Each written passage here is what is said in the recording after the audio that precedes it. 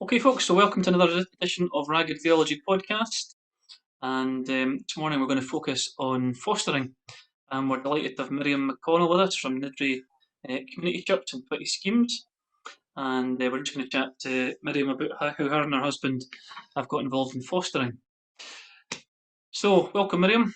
Thank you. Do you want to just tell us a wee bit about your background, where you're from, and kind of your sort of faith journey? Yeah. And just tell us a bit about 20 Schemes and Nidri Community Church. Okay. So I was born in Swindon in Wiltshire, down in the south of England. My parents were Christians, so grew up in a Christian home, going to church and everything, but didn't really make any commitment properly until I was about 16. And that's also about the same time that I met Mez. So then he, not long after we started going out, he went to Bible college, and I followed him. Once we were married, I went as well, because we were wanting to go to be missionaries to Brazil, and part of the organization that we were with, they like every person that's going to be a missionary to do some theological training. So I went and did 3 years at a college near Bournemouth. And then after that, we went and worked in a church in kind of inner city Birmingham for a couple of years. He was the youth worker. And then after that, we went to Brazil, and we spent 4 years there working with street kids. We set up a community centre in one of the poorest neighbourhoods in the city. So we were in the north of Brazil, doing kind of, just sort of, we called it social action. So we set up a Christian preschool. We would do kids clubs. A church was planted there, just various stuff like that. And then we came to Scotland in 2007, and have been here ever since. So I'm trying to think how old 20 Schemes is. It's probably maybe 6 or 7 years old, maybe older than that. Can't remember when it got going, but 20 Schemes is the church planting ministry of Nidri Community Church, and currently we have 10 church plants, I think, across 4 cities in Scotland, and all at varying stages. Some are still very initial. They don't officially meet as a church yet. Others are fully fledged. They've got their own elders. They're totally independent. So they're all in between those stages. And at the moment, I work part-time for 20 Schemes, and my main focus is pastoral care of the planters' wives, alongside other, the other stuff that comes in the church and stuff like that. But that's primarily my focus.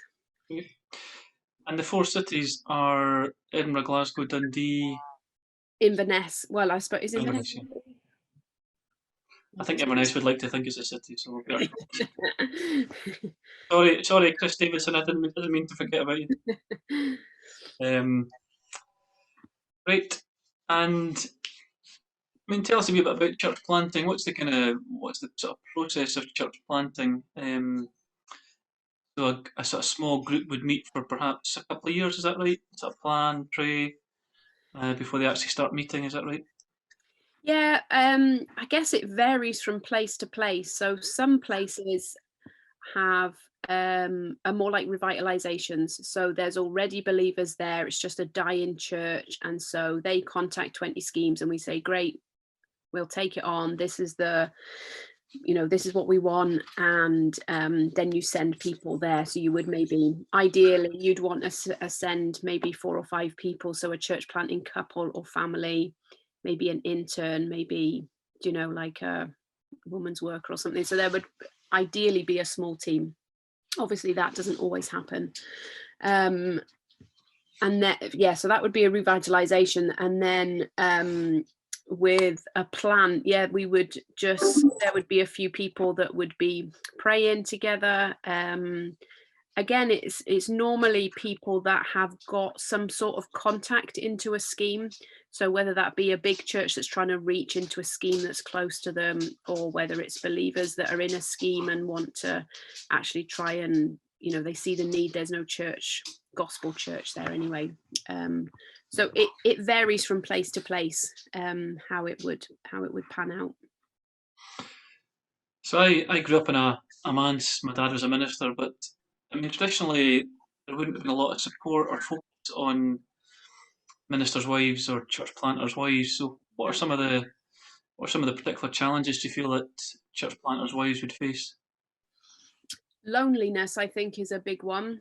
And like you say, they often get forgotten. There's lots of stuff for pastors to go to, conferences, or pastors meeting up in the local city that you're in or whatever. But actually, for wives and even for women's workers, there generally isn't anything. And so we saw that as being super important, because obviously the wife is just as much involved, whether they've got a full-time job outside of church or not.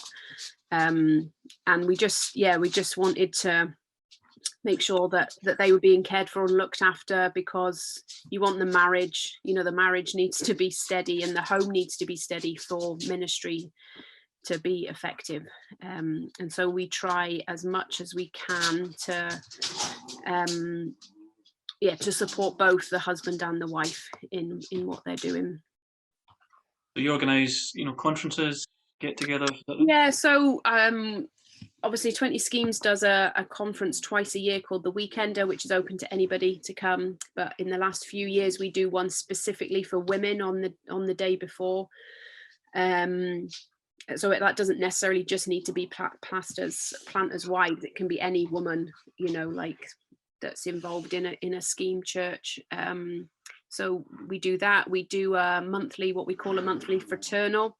So that's actually happening tomorrow. So we do, obviously normally we would meet in person, but we can't at the moment, so it's all virtual. But we use that for various purposes. So one of it is obviously fellowship and encouragement together.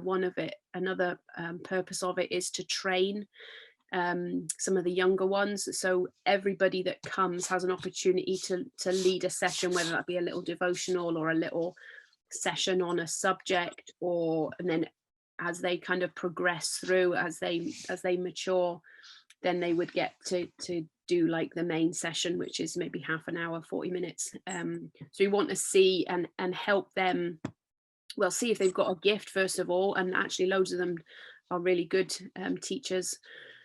And then just so we would give them feedback. We help them to get their heads into actually how do you go about even preparing a devotion to give, stuff like that. So it's not just, let's all get together and have a cup of tea and chat. There's a purpose to it. And so we want to encourage each other with the work. We want to see those that are either new in the faith or new into ministry growing and maturing in their teaching, because everybody does teaching, don't they? Whether you just meet with one person to do Bible study, or whether you do it leading a small group or whatever. So we feel that that's an important part of their training and development as well. So you've got a couple of girls yourself. Yeah. Quite often I like to ask folks on the podcast just about their own kind of reflections on parenting. So your girls are in what, 18 and 20, is it? 19 and 18, yeah. So pretty much independent adults, but yeah, not quite. And you've brought your girls up pretty much in, I suppose, full-time ministry. I mean, Yeah. what was that like? What are some of your reflections on bringing the kids up? I think it's been really good. I think it's helped them to learn how to deal and interact with all kinds of people in all kinds of situations. They're not judgmental about, no matter what state somebody turns up in. They're not like, oh, you smell, I'm not going to speak to you. They sort of treat everybody the same.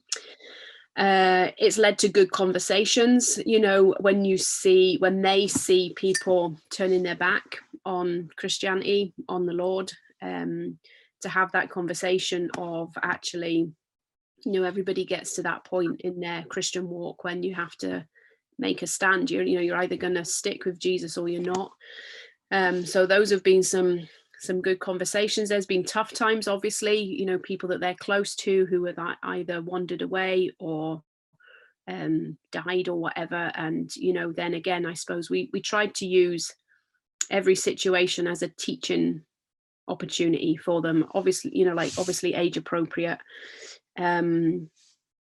So I think it's been good. And both of them have over the years said, when I get my own home, I want to have a home like this where people can come and go, and just sort of offering a safe place to people. Mm. As they were growing up, we would often have people staying with us. So whether that be an intern or whatever. So again, that was good for them to get to know some of these folks. I think a downside, particularly with church planting, or being in a revitalization situation, which is what Nidri really was when we came, is that they've never really had Christian friends their own age, because there just wasn't any in the church. So that's been difficult for them. Now, like our oldest one, Kezia, she's in the States. She's at a Christian college, and she's got some really good Christian friends her own age, which I think she's really enjoying. But up until going there, neither of them have got really solid Christian friends. So that's definitely a downside to being in schemes, being in church planting. Yeah, so you would routinely have maybe one or two folks staying with you over the years, maybe recovering from drug issues. Yeah. I remember chatting to a guy recently that stayed with you, and he was just saying how much he was impacted by the example of a godly marriage. Okay. And we don't really think about that, do we? Always think about discipling people in terms of they've got to learn certain doctrines and stuff, but Yeah. example of family life is not something we really think of as evangelistic, is it? Hmm. Yeah, well, I mean, that's part of why we do it, because obviously a lot of people that we're dealing with or that come to the church or whatever, they don't have any good example of how family should function. It's either everybody's getting drunk, or there's fights, or there's shouting and arguing, or chaos basically, and that's what they that's what they think is just normal. It's how you deal with stuff. So yeah, it is, obviously there's the Bible and doctrine and all that kind of stuff is important, but alongside that, I think coming into a Christian home and seeing actually there's a different way of doing that is really massive. It's hard, obviously, because you get quite attached to them that are staying with you, and then they make some stupid decisions or whatever, and it is a bit soul crushing sometimes. But yeah, no, I mean, I've loved having all the people that we've had, and we've had some real nut jobs, but it's been good. And yeah, you just hope that what they've seen, what they've heard, is going to stick with them somehow. And if they stick with the Lord, if they get married, then maybe it's impacted them in some way. It's quite a you know it's quite a different kind of Christianity from a lot of people's Christianity. Where um, Christianity is largely private. They go to church, but the idea of having a stranger in your home is Hmm. quite radical. Yeah, and it's not for everybody. Some people I've spoken to are saying, "Oh, I don't think I could do that. I like my own space too much. I wouldn't," for various reasons. But so yeah, we don't say, "Oh, everybody must do this," but I think it is hard, because you're giving up your own personal space, aren't you, and your stuff and everything. But I think the benefits for both the person that's coming to stay and you who's having them in your home, I think outweighs the negatives. in my opinion. But Good. Just before we go on to talk about fostering, one of the questions we always like to ask is just what kind of book or books have impacted you over the years as a Christian? Have you got any particular books that have impacted you? um, let me think. A really good one is, I mean, it's very specific, but it's called The Church Planter's Wife by a lady called Christine Hoover, which I get all the new wives to read. It's very practical, very good. I also really like Disciplines of a Godly Woman. I've read that loads of times. It's very helpful. What else? How People Change, or Instruments in the Redeemer's Hands, Paul Tripp. They're really good. They kind of shaped how we thought about ministry, how we thought about discipleship and stuff. So yeah, they were pretty influential, I would guess.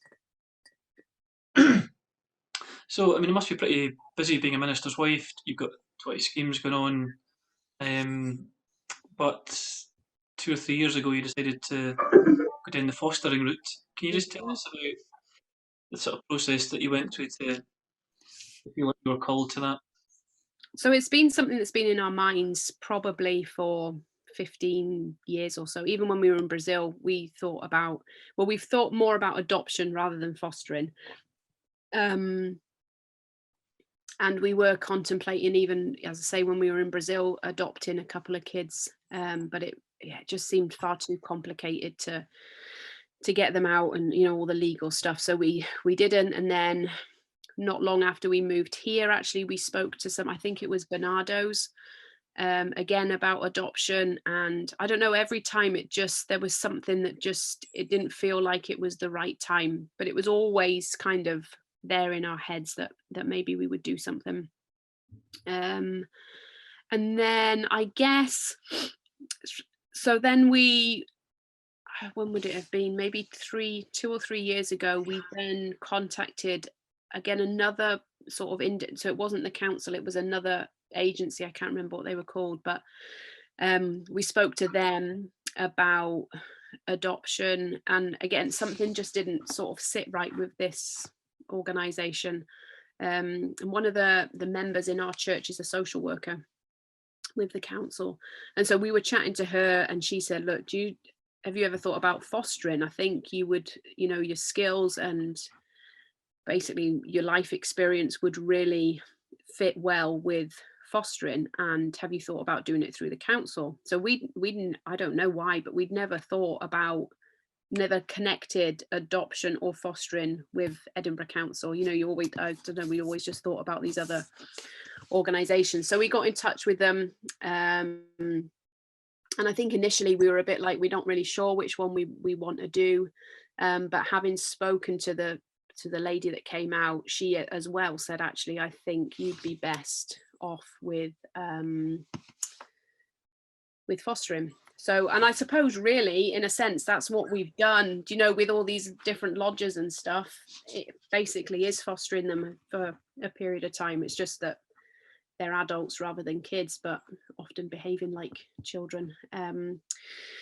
So then we just started the process, and we sort of thought, right, we'll just go to whatever the next thing is, we'll get through it and we'll see how we feel, because you're not committed until you've been approved to do it. And I suppose even then, if you get approved, you can say, actually, we've changed our mind, we don't want to do it.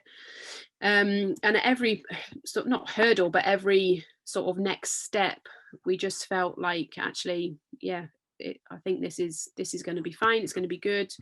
I think we can do it.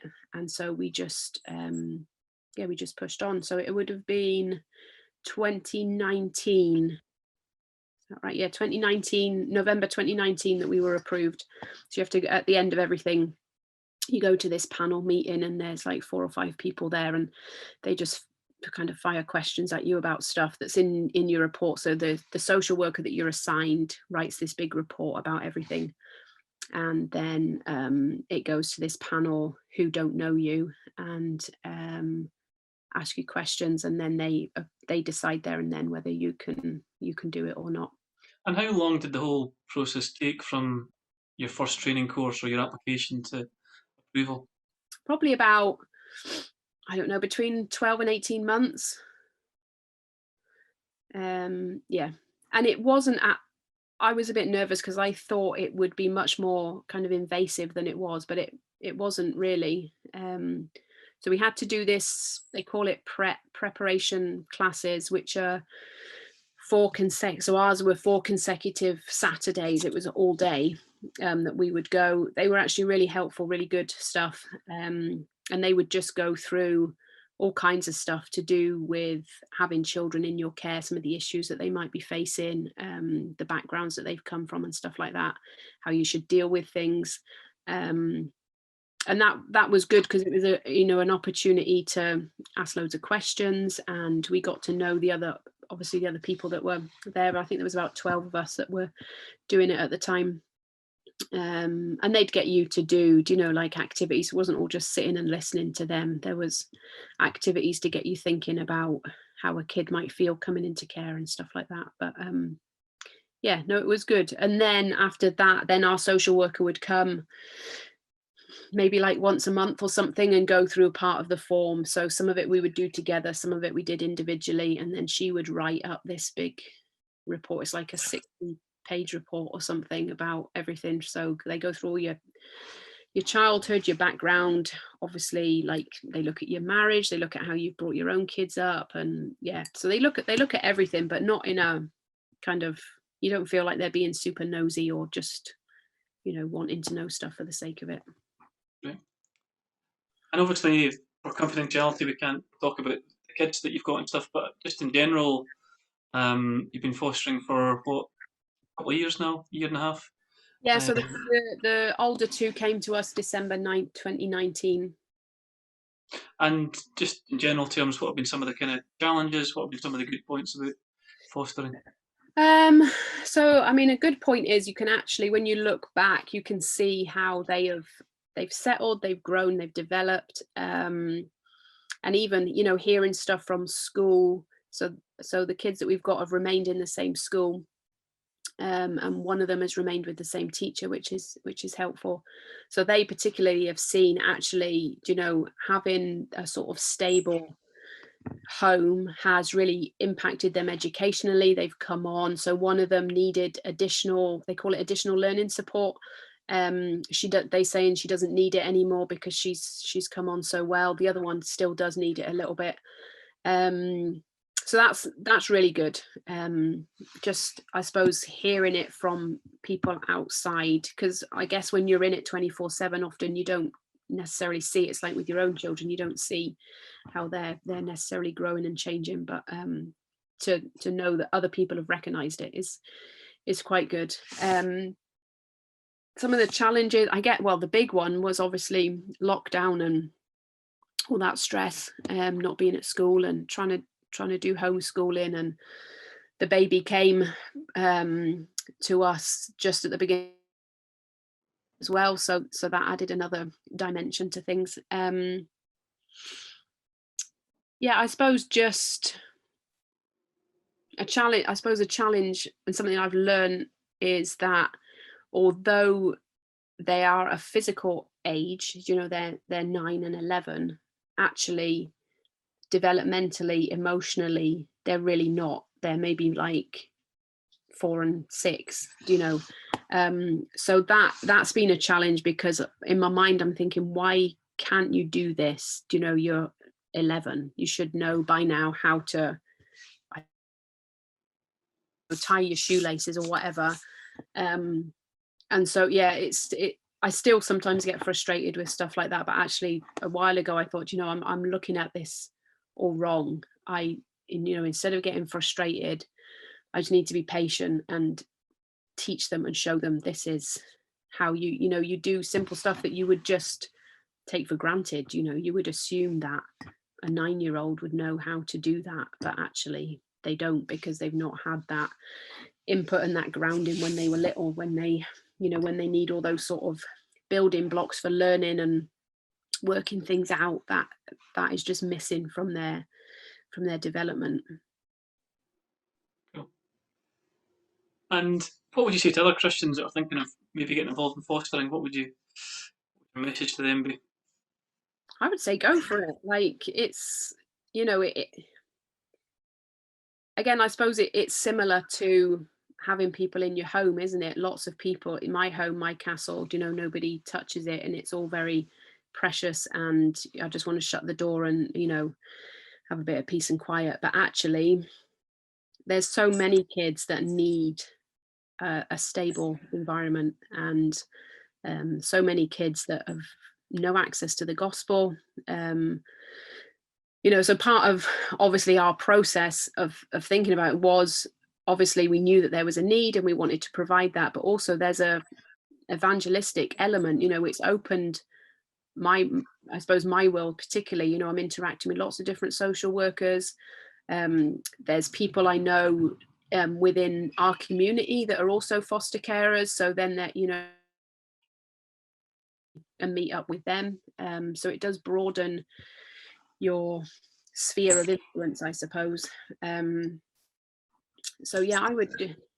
The fears we had about it were that we're going to get turned away because we're Christians, but actually that wasn't the case at all. They were very sympathetic. They saw church as a good thing, because it's good for kids in terms of their interaction, socialization. They saw that we're not ramming it down their throat or forcing them to make a commitment or anything like that. We're saying this is what we believe, this is what we're going to teach you, this is why we believe it. But there's no, like, we're not pinning them in a chair until they profess Jesus. It's actually it's up to them. We're just living as we would be and treating them as we would our own children. So yeah, I would say go for it. If you've got the space, you obviously need space and there's certain things that you need. So if you've got a spare bedroom at home, then stick a couple of foster kids in it. It's, yeah. Yeah, I mean, as a social worker for the last 25 years, I've always found the kind of narrative of, I mean, there is obviously hostility to the gospel, but generally speaking, I've always found Christians who are, trying to actively live out their life in their communities and make a difference, it's received very positively by, Mhm. people in the council and Yeah. uh, others. And I don't always recognise the narrative I see on kind of social media and stuff.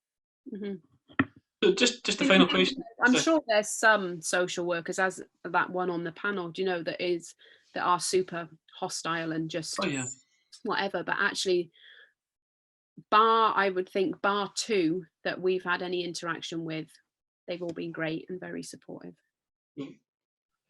So just a final question, Miriam. We just how can we kind of create a culture? Do you think of I mean, obviously you don't foster in isolation, and you're supported by your church family. How can the local church support foster carers more effectively?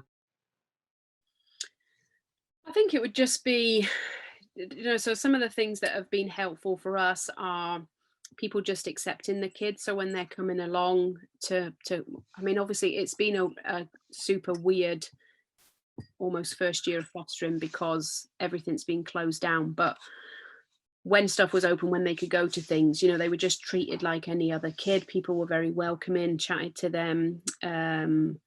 The other kids I mean, now we've got loads of kids in the church. So I made a real effort the first few weeks. They were here because they came just before the Christmas holidays. So during the Christmas holidays, I invited loads of the kids over, just, like a couple at a time, for them to be able to form friendships and relationships with some of the kids that are similar ages to them. Um, People just, so there was a time, I think it was when Mez was sick and people brought meals round. So yeah, I think just doing what you would do for any other family in the church, that's got kids. You might think, oh, actually, they could do with a break. I'll offer to take the kids out to the park for a couple of hours or whatever. And I know there's sort of restrictions, and you are a little bit more um limited with being a foster kid. It's not like your own kids. You can just go with whoever. But offering to be their babysitter, because when you're going through the training, you have to say, right, who would be the people that would be the babysitters, and then they get checked out and everything. So offering, I'm happy to be on your babysitting list, and I'll go through the police check and everything for you, and yeah, just stuff, just normal stuff. I assume would happen with any other kid that comes into the church. Cool. And it's a kind of final question. How's you kind of mentioned lockdown? How's kind of lockdown been for you, and what are you looking forward to when we're out of lockdown a bit? I'm definitely looking forward to it. Yeah, it was tough. I think it was helpful. So so this time last year, our eldest daughter came back from the States, which was really good because she did the schooling with the girls in the morning, which just took that away from me doing, because as I say, with we got this baby, and so it was tough. I don't think I would have been able to do it, getting them to do schooling and looking after. He was 9 weeks, and he was quite unsettled and didn't have a routine, and was struggling with kind of stomach cramps and medical things that were going on. So I think it would have been really pretty impossible to try and get him sorted and into a good routine, and then having to do their schooling. It was great that it was kind of coming to warmer weather. We spent a lot of time outside, and our garden's quite big, which is good. So we invested in stuff like a trampoline and a swing ball, and things like that, to just give them stuff to do outside. Yeah, so we've muddled through. We've got through each day, and when they're all in bed, we're praising the Lord that everybody's been fed, everybody's survived a day, and we'll start again tomorrow. So yeah, looking forward to stuff opening, I suppose. Places like soft play and swimming pools and stuff like that would be great to be open again. But yeah, we're trying to be thankful for what we've got. We've got a lot of space in our house. The parks are open. We've got people that we can meet up with, and friends that they can have over to play. So yeah, and obviously the schools are back open, so they're back at school full time, which is also really good. Great. Well, thanks for joining us, Miriam. That's all right. Thanks for sharing a bit about your life and fostering. And just for those who are watching, please remember County Teams, Midry Community Church, Miriam and Mez in your prayers. If you're interested in fostering, there's a really good Christian organisation called Home for Good that do some prep courses to help you think through fostering, and they've got some resources that can help you. And my own organisation, Safe Families, we do some befriending and short-term hosting for kids who are kind of at the edge of care sometimes. So if you're interested in this kind of work, have a look at those websites, and yeah, just get involved. So thanks a lot for coming, Miriam, and we just pray that the Lord will bless you in all the work that you do. So thanks for coming. Thanks. All right. Thanks for having me. Bye.